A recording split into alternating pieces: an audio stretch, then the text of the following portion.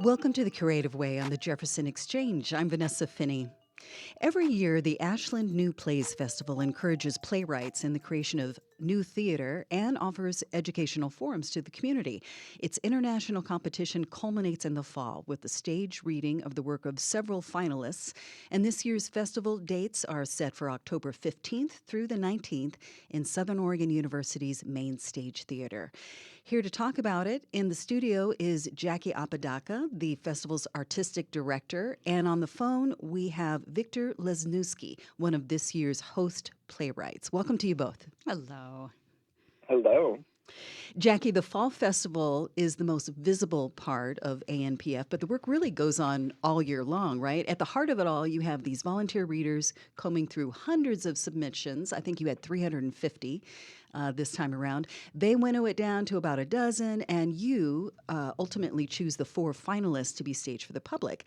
And since the deadline to apply for being a reader is October 19th, tell us about your community of readers and who you think might be eligible to join it. Yeah, well, eligibility is anyone is eligible, and we're open to folks who love plays, folks who are interested in reading plays, and folks who are looking for community that's revolving around theater. So the reason that I'm the artistic director for this organization is completely because of this reading process, which I believe in and think is actually very unique and special. There is no other New Works Festival or festival in general that has a process like this.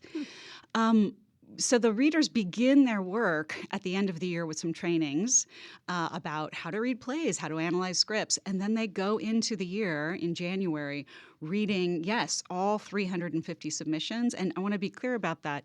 We have 350 submissions this year because that's our cap. We met that cap. We have to set a cap because we have so many submissions. We met that cap within a week. Oh, wow. This year, the submission call opens, and within a week this year, we had 350 and had to close.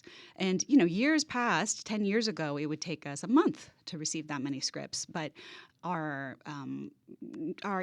reputation has grown, and playwrights are starting to understand that ANPF is a place that you can bring new work and have a great opportunity and a great experience. So the readers themselves work almost like a series of book groups where they're meeting with their small reader group.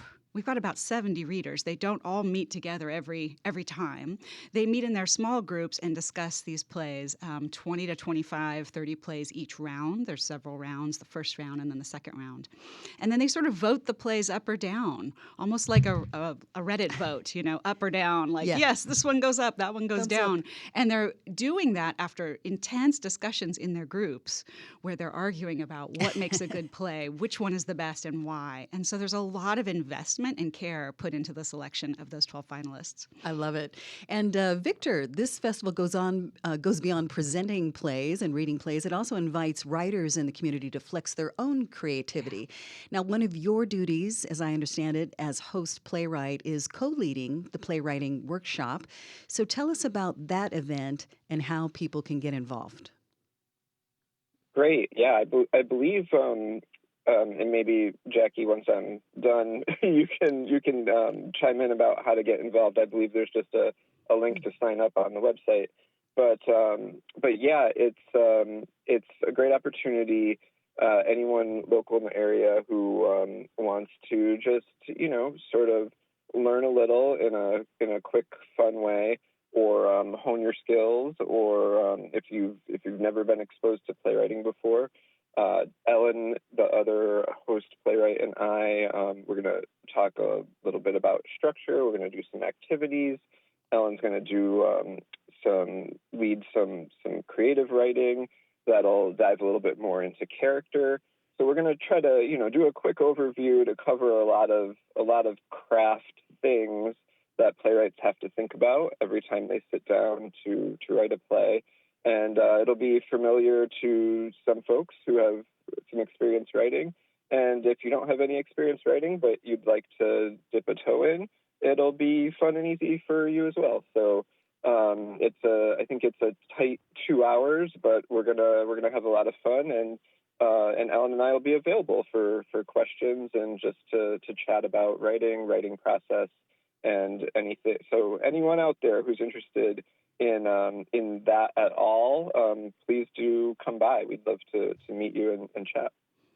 And they'll be in good hands. Just by way of some more bio from you about you, Victor Lesniewski was the only American to be shortlisted for the inaugural Theater 503 Playwriting Award, which included 6 writers culled from over 1,600 applicants.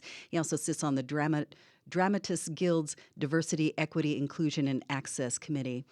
Victor, another question. 2 of your works have been read at ANPF, Cold Spring and The Hunt for Benedetto, is it Montone?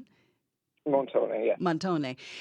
Give us and any aspiring playwrights who might be listening some insight into your experience of that process. Well, as Jackie was saying, in terms of the reading committee, it's just a lovely, unique festival, ANPF, and it's an ode to the community. Really, that as a playwright, you come into this community and you're surrounded by a town that's really, theater driven in a way, and that really uplifts theater and uplifts creativity. And the reading committee in and of itself, as Jackie had explained, knows the plays so well and has potentially argued about your play in depth with fellow members of the committee. And so you're really, as a winner and as a playwright who's being presented, you're coming into this community where a lot of folks really already know your play in depth and really want to have deeper discussion with you. And it's a rare opportunity for a playwright. A lot of times development workshops are run by an institution and you can get a lot out of it, but when you present to the public, it's sort of their first time engaging with you or your piece. And here you're sort of already set up in the community in a really lovely way. So I feel like it's an opportunity to go a little deeper. It's an opportunity to get even deeper feedback from a community that really knows plays, is really sharp, and really wants to discuss not just you and your work, but also deeper themes. There's always, I feel like the plays at ANPF always have a deeper humanity under them that we're talking about socio-political issues, but it's always personal and human in a really lovely way that just drives conversation, which I think as a playwright is most of the time is the goal. We're trying to drive conversation, trying to engage people with our real worlds, even though it's world of the play. Yeah, and sounds like a place for passionate readers and writers. You're listening to The Creative Way on the Jefferson Exchange. We're talking about the Ashland New Plays Festival, an international playwright competition that culminates in the stage reading of 4 new plays every October at Southern Oregon University. My guests are artistic director Jackie Apodaca and host playwright Victor Lesniewski.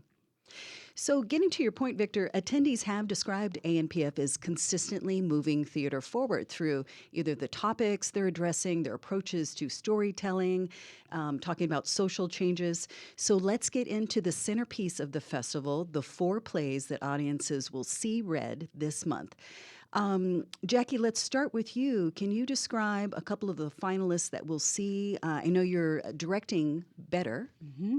Yeah, by Vince Gatton. And just to clarify, these are the 4 winners of the festival, winners, not right. finalists. We have 4 winners every year as opposed to 4 finalists and 1 winner. And with 350 submissions, we could have 12 winners if we had the resources, the time. There are so many wonderful plays that are coming in every year. And that is why the readers are so vehement in their arguments, because number 7, number 14, why can't we see this one? Yeah. So Better by Vince Gatton, I don't want to give anything away, so I'll be fairly vague about this play, but it centers on a meat packing plant. And 2 women at the center 2 middle-aged women have been working at this plant for a long time, and they're having their sort of very human arguments and aspirations. But as the play goes on, we learn a little more about the meatpacking plant, which maybe is in the future somewhere. So what is this meat? Soylent Green comes to mind. Yes. Okay, and another one. How about the one called Pretend It's Pretend? Pretend It's Pretend deals with the themes of safety and care and parenting. And in a world in which many parents are afraid to send their kids to school because of gun violence, this play looks at that from a completely different angle, sort of the sense of how can you protect someone you love and what if you can't. Right. How does a playground figure into that story? Yeah, you've seen the sort of seesaw on the poster. The play centers on the idea or on a character who is a father and whose daughter was injured on a playground and who has now taken their profession and their life and dedicated that towards creating very safe playground equipment because his daughter was injured falling off of something that was higher than the critical fall distance. And so the conflict between how can we make safe playground equipment and a world in which children are being taught to do gun drills for gun safety in case there's an active shooter, and how does that dissonance come together? Okay. Victor, let's bring you in to describe the remaining two winners. How about Tipping Point? Yeah, so this is a great example sort of what I was sort of referring to in that a lot of the plays that I think do very well at ANPF, and as you said, kind of folks have said push us forward, right, as community and in our discussions, are plays that sort of have a central idea or a central socio-political thing, but then find the humanity around the environment of that topic, right? And so Tipping Point is, I think, very much like that. Climate change is sort of the backdrop, and it's discussed in certain ways. But it's a play that's very relationship-based, very human-based, and it becomes, as it evolves, a play about how we decide to live or die, how we decide to move on from things, how we decide to love, who we choose to love and why. And so there's a lot of larger emotional thematic things going on in the play that are made very personal by the backdrop of like a kind of a radical climate change event where these things are forced to the character's presence. Okay, yeah, grappling with big issues there. And then in about a minute, can you describe the play In Case of Bruising? Yes, thank you. I'm never very succinct, but I will be. There's so much to talk about. So thank you for your patience with me. Yes, no, this one is a really, really lovely play, very lyrical. It's about domestic violence in a way, but again, through a slightly different lens.